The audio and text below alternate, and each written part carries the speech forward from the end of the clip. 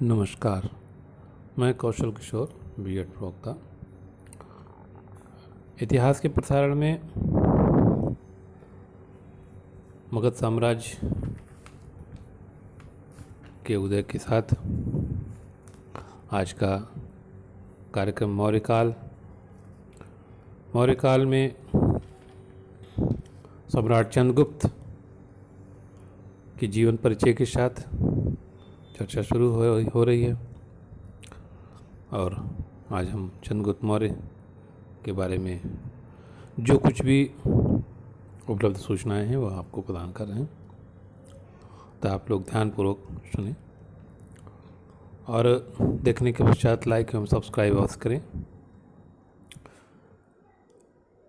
चंद्रगुप्त मौर्य 25 वर्ष की आयु में चाणक्य की सहायता से अंतिम नंद शासक घनानंद को पराजित कर पाटलिपुत्र के सिंहासन पर बैठा।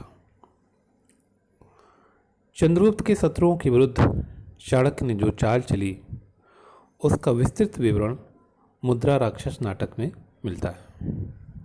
कहाँ मिलता है? मुद्रा राक्षस नाटक में। चंद्रगुप्त मौर्य की सिकंदर से मुलाकात सैनिक शिक्षा ग्रहण करते समय हुई थी। प्लूटार्क एवं जस्टिन ने इसका वर्णन किया है। विशाखदत्त के मुद्रा राक्षस में चंद्रगुप्त मौर्य के लिए वृषल शब्द का प्रयोग किया गया है। चंद्रगुप्त मौर्य की चंद्रगुप्त संज्ञा का प्राचीनतम अभिलेखीय साक्ष्य रुद्रदामन के जूनागढ़ अभिलेख से मिलता है। चंद्रगुप्त मौर्य की चंद्रगुप्त संज्ञा का प्राचीनतम अभिलेखीय साक्ष्य कहाँ मिलता है? रुद्रदामन के जूनागढ़ अभिलेख से मिलता है। चंद्रगुप्त मौर्य की राजनीतिक उपलब्धियों के बारे में यूनानी, रोमन एवं बौद्ध साक्ष्यों के अनुसार चंद्रगुप्त ने पहले पंजाब तथा सिंध को जीता।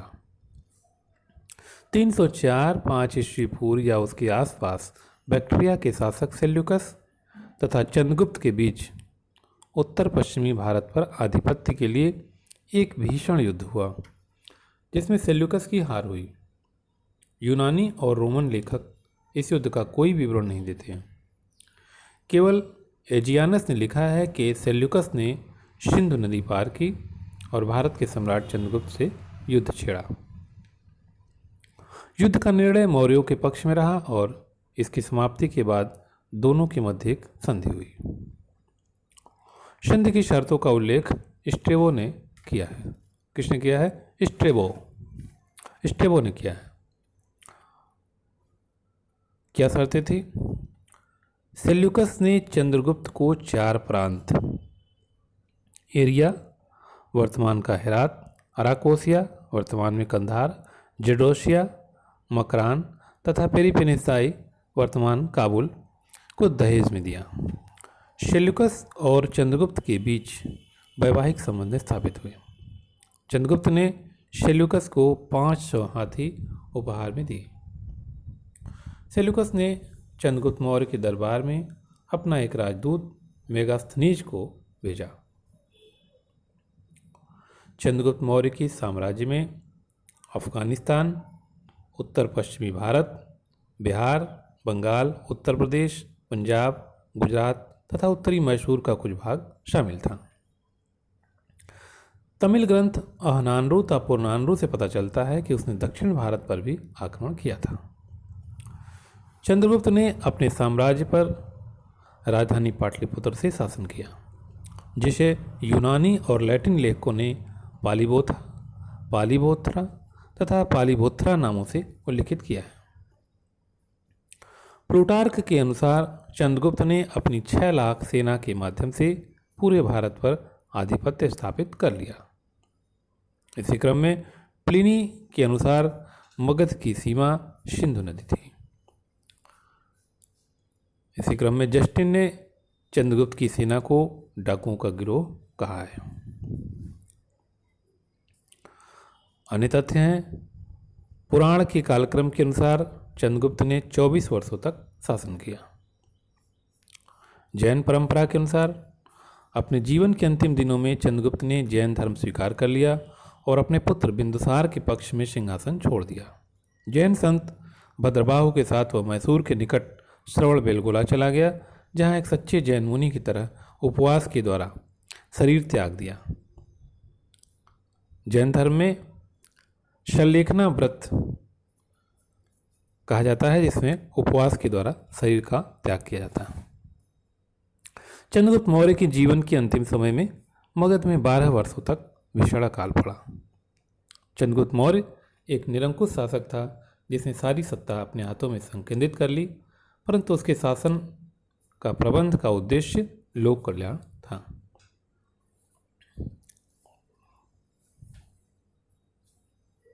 चंद्रगुप्त मौर्य कैसा शासक था? निरंकुश शासक था, जिसने सारी सत्ता अपने हाथों में संकलित कर ली थी, परंतु उसके शासन प्रबंध का उद्देश्य क्या था? लोक कल्याण था। उसके शासन प्रबंध का उद्देश्य लोक कल्याण था। अब हम आते हैं बिंदुसार के बारे में चर्चा करेंगे, जो मौर्य वंश का दूसरा शासक था, यानी कि चंद्रगुप्त मौर्य का पुत्र। चंद्रगुप्त मौर्य की मृत्यु के पश्चात उसका पुत्र बिंदुसार उसका उत्तराधिकारी हुआ। जैन परंपरा के अनुसार बिंदुसार की माता का नाम दुर्धरा था। तिब्बत बौद्ध भिक्षु तारानाथ के अनुसार चाणक्य बिंदुसार काल में भी मंत्री था। राजनीतिक उपलब्धियों में बिंदुसार ने अपने बड़े पुत्र सुसीम को तक्षशिला का तथा अशोक को उज्जैनी का राज्यपाल नियुक्त किया था। दिव्यावदान के अनुसार उत्तरापद की राजधानी तक्षशिला में विद्रोह हुआ, जिसे शांत करने के लिए बिंदुसार ने अपने पुत्र अशोक को भेजा था। तारानाथ के अनुसार खस और नेपाल के विद्रोह को भी अशोक ने शांत किया एवं इन प्रदेशों को जीता। बिंदुसार का शासनकाल विदेशों के साथ कूटनीतिक संबंधों के लिए महत्वपूर्ण था। स्टेबो के अनुसार यूनानी शासक एंटियोकस ने बिंदुसार के दरबार में डायमेकस नामक राजदूत भेजा। बिंदुसार ने पत्र लिखकर एंटियोकस से मदिरा, सूखे अंजीर एवं एक दार्शनिक की मांग की थी। एंटियोकस ने मदिरा तथा सूखे अंजीर तो भेजे, परंतु दार्शनिक नहीं भेजे। प्लिनी के अनुसार मिस्र के राजा टालेमी द्वितीय फिलाडेल्फस ने डायनोसियस को बिंदुसार के दरबार में भेजा था। बिंदुसार आजीवक संप्रदाय का अनुयायी था। तिब्बती बौद्ध भिक्षु तारानाथ के अनुसार चाणक्य बिंदुसार काल में भी मंत्री था। चाणक्य बिंदुसार काल में भी मंत्री था, किसके अनुसार? तिब्बती बौद्ध भिक्षु तारानाथ के अनुसार। बिंदुसार को यूनानी लेखकों द्वारा अमित्रोचेटस, वायुपुराण, भद्रसार तथा जैन ग्रंथों में सिंहसेन कहा गया है। तो बिंदुसार किस संप्रदाय का अनुयायी था? आजीवक संप्रदाय का अनुयायी था। मिस्र के राजा टालमी द्वितीय फिलाडेल्फस ने किसको बिंदुसार के दरबार में भेजा? डायनोसियस को। बिंदुसार को यूनानी लेखकों ने क्या कहा? एमित्रोचेट्स। वायुपुराण में क्या कहा है? भद्रसार तथा जैन ग्रंथों में सिंहसेन कहा गया है। तो इस प्रकार आज की चर्चा यहीं समाप्त होती है। इसमें चंद्रगुप्त मौर्य तथा उसके पुत्र बिंदुसार की बारे में चर्चा हुई। आगे आप सभी वीडियोज को तुरंत प्राप्त करने के लिए अवश्य सब्सक्राइब करें और लाइक करें, शेयर करें और आपस में चर्चा करें, ताकि उसका लाभ आपको मिल सके। धन्यवाद। मैं कौशल किशोर, बीएड प्रवक्ता।